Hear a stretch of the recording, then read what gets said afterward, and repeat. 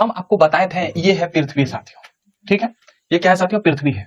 पृथ्वी को बीचों बीच जाने वाली रेखा को हम लोग क्या बोलते हैं साथियों? भूमध्य रेखा। हम लोग क्या बोलते हैं? भूमध्य रेखा।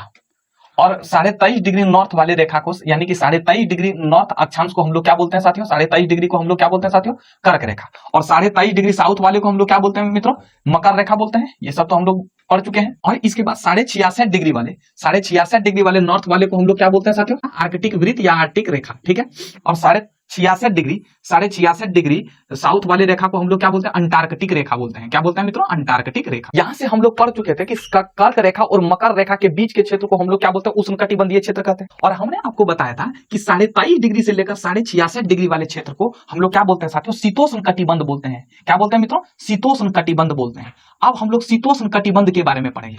अब हम लोग किसी के बारे में पढ़ेंगे? शीतोष्ण कटिबंध के बारे में पढ़ेंगे। हमने यहां देखा था कि उष्ण कटिबंधीय क्षेत्र में जो है किस तरह की वनस्पतियां पाई जाती है, हम लोगों ने इसके बारे में चर्चा किया था। अब हम लोग शीतोष्ण कटिबंध के बारे में चर्चा करेंगे साथियों, ठीक है। कोई दिक्कत? तो सबसे पहले शीतोष्ण कटिबंध का क्षेत्र कहां से कहां है साथियों? तो 23.5 डिग्री से 66.5 डिग्री साउथ में भी और 23.5 डिग्री से 66.5 डिग्री नॉर्थ में भी।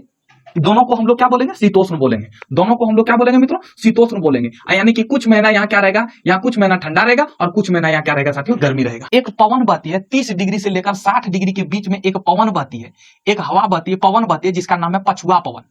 जिसका नाम क्या है? पछुआ पवन साथियों। वो 30 डिग्री अक्षांश से लेकर 60 डिग्री अक्षांश के बीच में, 30 डिग्री अक्षांश से लेकर इस जगह पर 60 डिग्री अक्षांश के बीच में एक पवन बहती है जिसका नाम है पछुआ पवन। पछुआ पवन मतलब, पछुआ मतलब होता है पश्चिम। पछुआ पवन किधर से किधर बहती है? तो पश्चिम से लेकर पूरब की तरफ बहती है। पश्चिम से लेकर पश्चिम से बहती है और वो किधर जाती है? पूरब की तरफ जाती है। किधर जाती है? पूरब की तरफ जाती है। यानी कि पश्चिम से बहती है, पश्चिम से निकलती है, इसलिए पश्चिम को पछुआ बोलते हैं। ये मान लो कोई महाद्वीप है, मान लो ये कोई महाद्वीप है साथियों, तो ये महाद्वीप है, तो ये पवन जो है 30 से 60 डिग्री के बीच में बहती है। तो ये पवन यहां बहेगी, जब यहां बहेगी साथियों, तो महाद्वीप के बाहरी वाले भाग में, महाद्वीप के इस वाले भाग में और इस वाले भाग में क्या होगा साथियों? इस वाले भाग में ये पवन का प्रभाव ज्यादा आएगा। तो पवन का प्रभाव ज्यादा आएगा तो वर्षा क्या होगी मित्रों? ज्यादा वर्षा होगी, क्योंकि ये समुद्र है, इधर समुद्र है, तो वर्षा यहाँ क्या होगी? ज्यादा होगी। और बीच वाले क्षेत्र में साथियों वर्षा कम होगी साथियों। तो जहां वर्षा कम होगी साथियों, वहां क्या, कौन चीज का मैदान कम, वहां कौन चीज का मैदान पाए जाएंगे? घास का मैदान पाए जाएंगे। बताया ना, याद कीजिए। अब इस जगह पर क्या पाए जाएंगे साथियों? यहाँ जब घास के मैदान पाए जाएंगे तो यहाँ मरुस्थल पाया जाना चाहिए, पाया जाना चाहिए कि नहीं? लेकिन नहीं, यहाँ मरुस्थल नहीं पाए जाते हैं साथियों। यहाँ मरुस्थल नहीं पाए जाते। यहाँ क्या पाए जाएंगे इसके बारे में हम बताएंगे। कोई भी अगर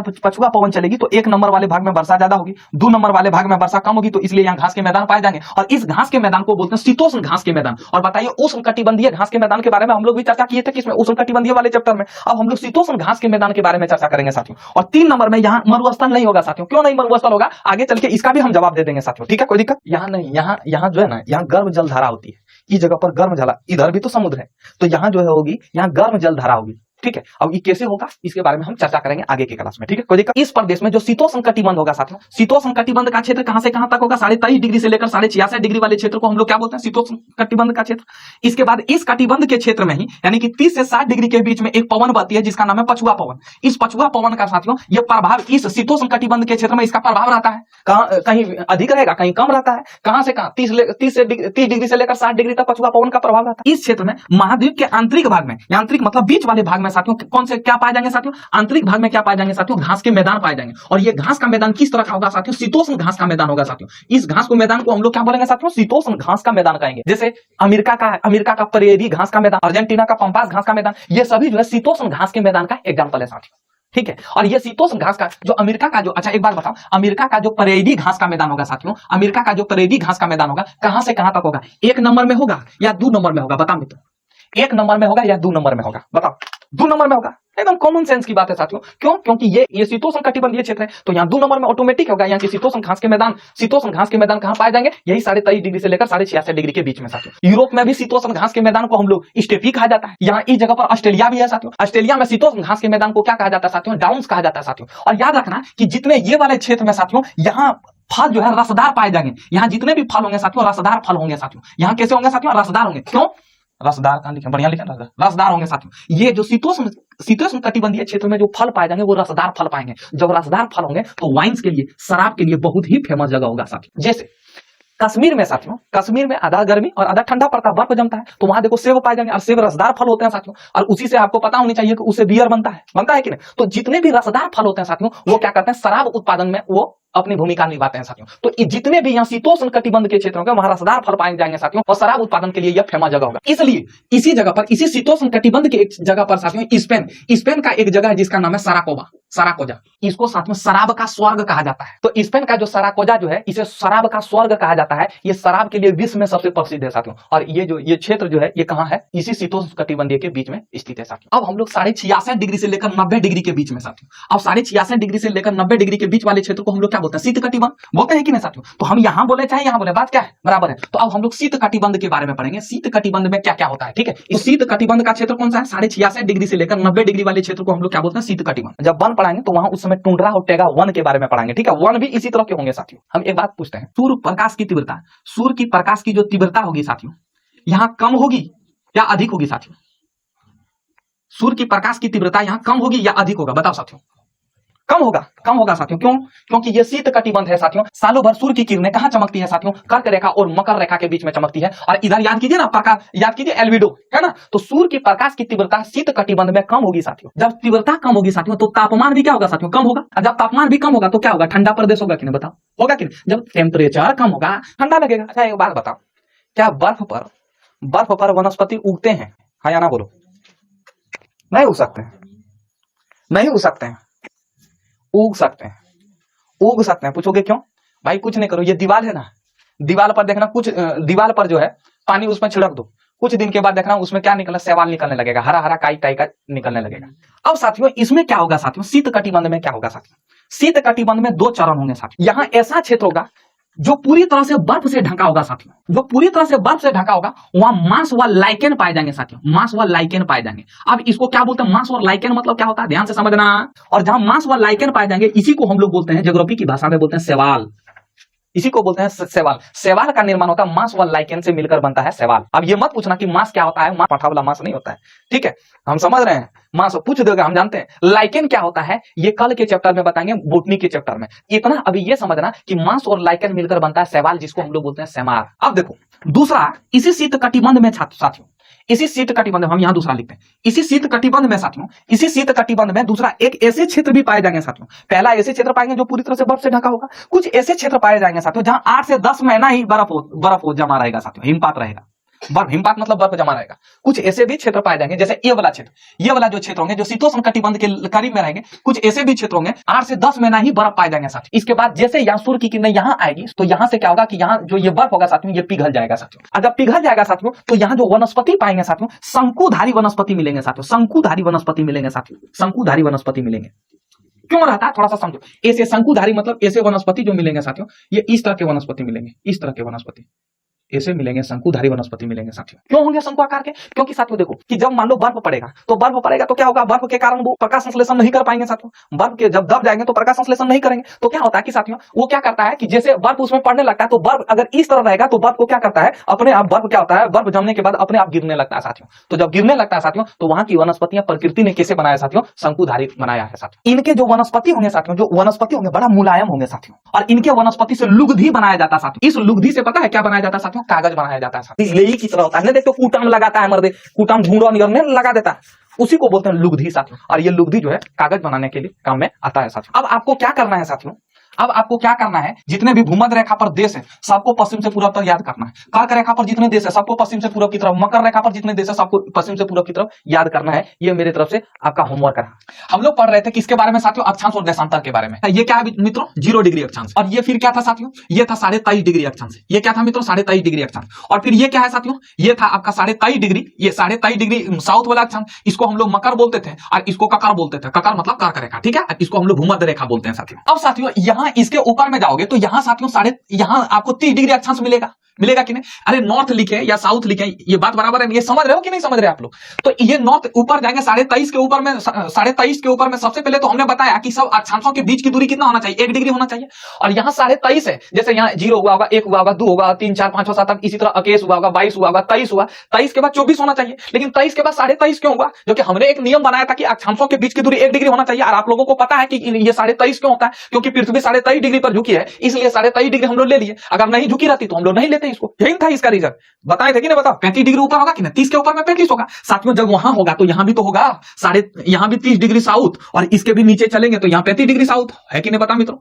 है कि नहीं? बताओ साथियों, याद रखना मेरी बात को, इस 30 डिग्री से लेकर 35 डिग्री के बीच में, 30 डिग्री से लेकर 35 डिग्री के नॉर्थ, 30 डिग्री से लेकर 35 डिग्री अक्षांश के बीच को आसो अक्षांश कहा जाता है साथियों। आसो अक्षांश कहा जाता है साथियों। और आसो अक्षांश को इंग्लिश में बोलते हैं हॉर्स लेटिट्यूड। अब इनका नाम अक्षांश क्यों हुआ? हॉर्स मतलब घोड़ा होता है कि नहीं, इसको घोड़ा अक्षांश क्यों कहा गया? घोड़ा अक्षांश क्यों कहा गया? आइए इसी के बारे में हम लोग चर्चा करेंगे साथियों। एक्चुअली में हुआ क्या था साथियों, ध्यान से समझना। ये जो आसो अक्षांश वाला जो 30 डिग्री से 35 डिग्री जो क्षेत्र है ना साथियों, उच्च वायुदाब का पेटी है साथियों। यहाँ हवा का जो प्रेशर बहुत ज्यादा है साथियों। अब क्यों प्रेशर इसका ज्यादा है, थोड़ा आगे चल के चर्चा करेंगे। अभी सिर्फ इतने ही दिमाग में रखना कि यहाँ उच्च वायु दाब है साथियों, मतलब हवा का प्रेशर बहुत ज्यादा है साथियों। अगर मान लो हम जमीन में है साथियों, तो जमीन में है साथियों, तो अगर जमीन में कोई झटका मारता है तो हमें बहुत कम महसूस होता है। लेकिन यही चीज अगर पानी में झटका मारे साथियों, बहुत ज्यादा लगता है कि अब यहाँ उच्च वायु दाब है, तो पानी जो है यहाँ एकदम, पानी जो है इधर उछलते पुछलते रहता है, उछलते रहता है एकदम, पानी जो है एकदम छलछलाते रहता है, कभी ऊपर कभी नीचे, ऐसे मतलब उच्च वायु दाब के होने के कारण पानी जो है स्थिर नहीं रहता है। यहाँ लहर क्या होता है, यहाँ भयानक समुद्री लहर होता है साथियों। अब हुआ क्या था साथियों कि प्राचीन समय में, पर इसी 30 डिग्री से 35 डिग्री के बीच में एक खाड़ी है जिसका नाम है फारस की खाड़ी। पहले लोग क्या होते थे साथियों, ट्रेन तो था नहीं साथियों, नहीं हेलीकॉप्टर था, तो पहले सामान को एक जगह से दूसरे जगह ले जाने के लिए पानी वाले जहाज का उपयोग किया जाता था साथियों। और उस समय का जो जहाज था साथियों, उस समय का जहाज तो अभी जैसे बड़े बड़े जहाज के सामान तो नहीं था साथियों, उस समय का जहाज छोटा छोटा होता था, लकड़ी का बना होता था साथियों, उसी तरह होता था साथियों। तो हो क्या रहा था साथियों कि इस जहाज, ये पानी वाले जहाज से साथियों घोड़ा ले जा रहा था। ध्यान से समझना, सामान उमान ले जा रहा था और साथ में घोड़ा ले जा रहा था। उस समय घोड़ा का बहुत ज्यादा डिमांड होता था साथियों, क्योंकि युद्ध वगैरह लड़ता था और युद्ध में जो है घोड़ा सबसे महत्वपूर्ण भूमिका निभाता था। समझ रहा?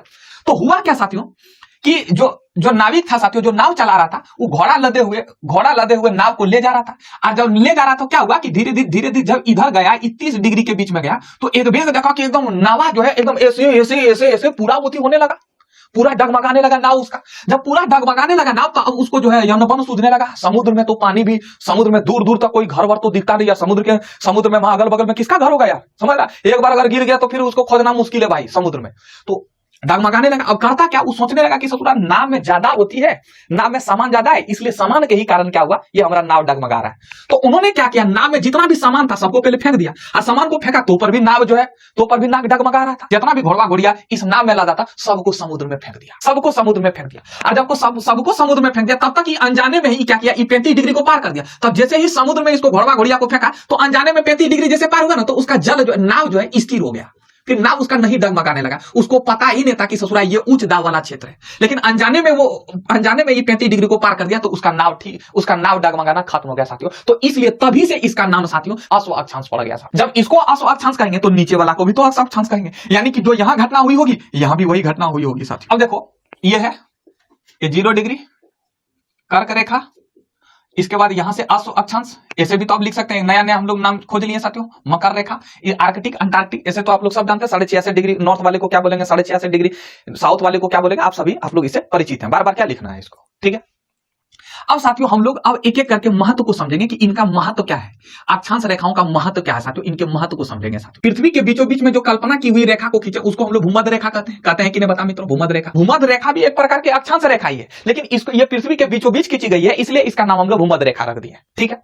अब साथियों अगर हमको अक्षांश से, ये अक्षांश हुआ, ये 0 डिग्री, ये 1 डिग्री अक्षांश हुआ, ये 2 डिग्री 3 डिग्री, ये इसी तरह का अक्षांश हुआ साथियों। तो मान लो एक व्यक्ति इस जगह पर है, तो हम कैसे पता करेंगे? अच्छा एक बार बताओ, बोलेगा क्या स्कूल की दूरी पता करो, तो स्कूल की दूरी पता करो तो पता कर पाओगे नहीं। अगर वही बोलेगा घर से स्कूल की दूरी पता करो तभी ना पता कर पाओगे। समझ रहा है या नहीं समझ रहा? बोलेगा कि घर से स्कूल की दूरी पता करो तब कर पाओगे। और अगर बोलेगा बाजार की दूरी पता करो, तो बाजार की दूरी पता करो तो क्या, कहां से बाजार की दूरी पता करेंगे भाई? उसके लिए एक तुलनात्मक लेना पड़ेगा जगह। अगर वही बोल देगा कि घर से बाजार की दूरी पता करो, तब तो आराम से पता कर पाओगे कि नहीं, बता मित्रों, कर पाओगे कि नहीं? और जब बोला था कि केवल बाजार की दूरी पता करो, तो कहां से बाजार की दूरी भाई, समझ रहे? तो उसी तरह क्या हुआ साथियों कि भूमध्य रेखा से मान लो हम यहां है साथियों, तो हम यहां है, इस अक्षांश पर है, मान लो हम 24 डिग्री अक्षांश पर है साथियों, तो हम इसके बाद हमको पता, अक्षांश में हम 24 डिग्री अक्षांश पर है, तो हमको यह पता हो जाता है कि हम भूमध्य रेखा से कहां है साथियों। अक्षांश से यह पता हो जाता है साथियों, हमको अक्षांश से यह पता हो जाता है साथियों कि हम भूमध्य रेखा से यानी कि पृथ्वी के बीच रेखा से हम कितने डिग्री पर है साथियों, कितने डिग्री पर है हमको यह पता चल जाता है साथियों। और याद कीजिए साथियों, सूर्य की किरणें जो सालों भर कहां चमकती है साथियों, कर्क से मकर रेखा के बीच सालों भर एकदम खड़े खड़े चमकती है साथियों। और याद याद कीजिए एल्बिडो बताए थे या नहीं बताए थे, इधर उतना नहीं चमकती है साथियों। जब नहीं चमकती है तो सूर्य जो है, सूर्य क्या करेगा, मौसम परिवर्तन करेगा कि नहीं, हाँ या ना बोलो। तो साथियों जब सूर्य जो है यहाँ चमकती है, यानी कि सूर्य जो है सालों भर कर्क रेखा से मकर रेखा के बीचों बीच में खड़े खड़े चमकती है, तो इसे हम कह सकते हैं कि जलवायु का भी अनुमान हम लगा सकते हैं साथियों, जलवायु का भी अनुमान लगा सकते हैं। यानी कि कहां कब बारिश होगी साथियों, कितने डिग्री अक्षांश पर आज बारिश हो रही होगी, आज कल कितनी डिग्री अक्षांश पर होगी साथियों, इसका अनुमान हम खड़े खड़े लगा सकते हैं साथियों। क्योंकि साथियों क्यों, अगर पूछेगा क्यों ऐसा कर सकते हैं, क्योंकि ये तापमान जो है, तापमान जो सूर्य का जो तापमान है साथियों, कौन निर्धारित करता है, अक्षांश ने निर्धारित करता है। कैसे, सूर्य जो है हम लोग ऐसे पता कर लेते हैं कि सूर्य का तापमान, सूर्य सबसे ज्यादा तापमान कहां देगा साथियों, कर्क रेखा के से मकर रेखा के बीच में। तो इसका मतलब ये होगा कि सर्वाधिक बारिश यही होगी साथियों, यही होगी। इसके बाद इधर जैसे जाएंगे साथियों, बारिश की मात्रा कम होते जाएगी साथियों। क्यों साथियों, इधर क्योंकि साथियों इधर सूर्य का तापमान बहुत ही कम पड़ेगा साथियों, और जब बहुत कम पड़ेगा साथियों तो भाप बहुत कम बनेगा, और जब भाप बहुत कम बनेगा साथियों तो बादल भी कम बनेगा साथियों, और बादल जब कम बनेगा तो बारिश भी कम होगी साथियों। तो हम इसे ये पता कर लेते हैं कि साथियों कि जलवायु कहां कैसा है। समझ में आया या नहीं आया। और इसके बाद हम लोग ये भी पता कर लेते हैं कि कोई भी स्थान कहां है, कोई भी स्थान कहां है, एकदम आसान से हम कोई भी स्थान को अनुमान लगाने के लिए, कोई भी स्थान को पता करने के लिए हम लोग अक्षांश रेखा की सहारा लेते हैं। जैसे अगर कह दे साथियों कि मान लो भारत जो है 23.5 डिग्री अक्षांश पर है, 23.5 डिग्री पर अक्षांश पर, तो हम लोग दिमाग लगा लेंगे कि कहां है, 23.5 डिग्री के अक्षांश पर, यानी कि पृथ्वी के ऊपरी वाले भाग में होगा, उत्तरी अक्षांश में होगा साथियों। हम लोग ये पता कर लेते हैं साथियों, ठीक है, कोई दिक्कत। यानी कि कोई भी स्थान का अनुमान लगाने के लिए हम लोग किसका सहारा लेते हैं साथियों, अक्षांश का सहारा लेते हैं। समझ में आया किसी को, कोई एनीबॉडी प्रॉब्लम। तो ये था साथियों अक्षांश का चैप्टर।